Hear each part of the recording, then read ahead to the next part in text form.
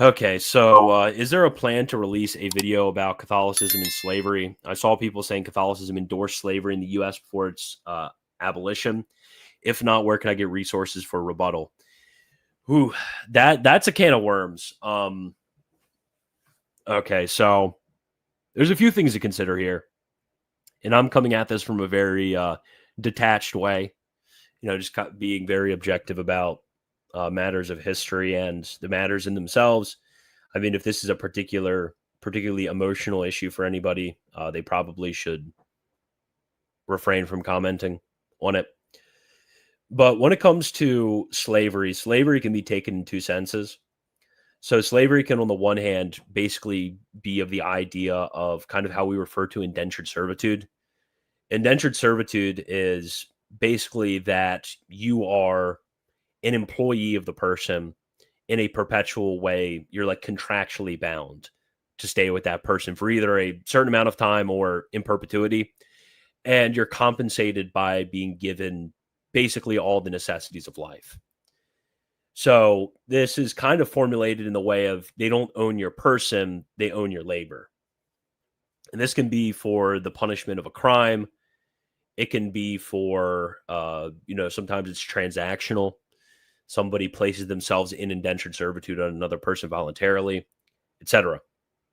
So that's indentured servitude or slavery in the first sense. In the first sense, there's nothing intrinsically wrong about it. There's nothing immoral about it. And then the second sense, we have slavery as the ownership of person, to where there are no personal rights to the one who is owned by the other. This is obviously egregious. This is horrible, especially when it's something which is race-based like it was in the United States, and especially with the conditions of the slave trade. That was a great moral evil. But we have to distinguish that judgment of evilness.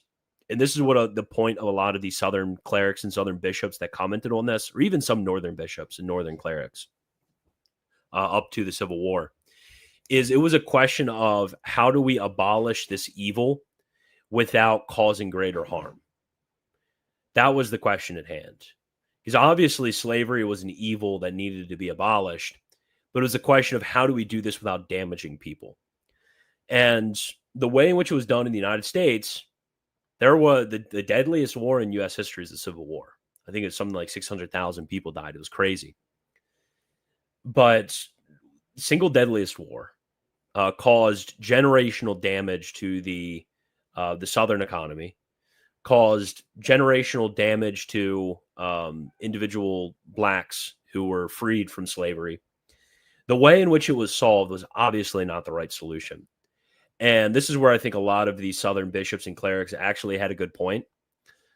Basically, what they were saying is, hey, what we need to do is we need to have a sort of transitional system so these people are able to gain a genuine freedom.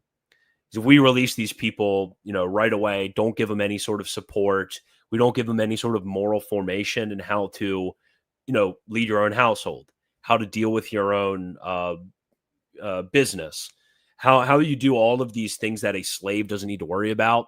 Unless you do that, this is going to cause a great deal of damage to in a lot of different spheres of society, and it's a grave injustice to the people who were releasing, right?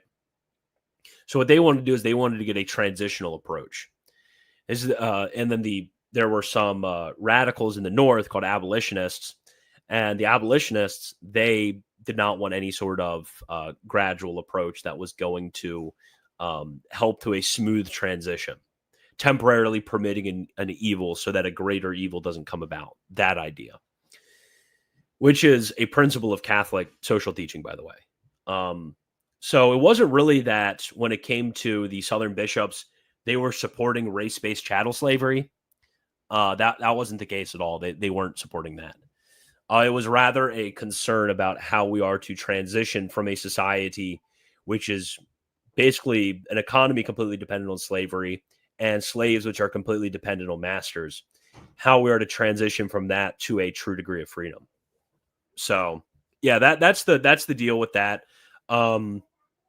I don't really know any good resources on this. This is kind of from reading a few primary sources from the clerics during the time.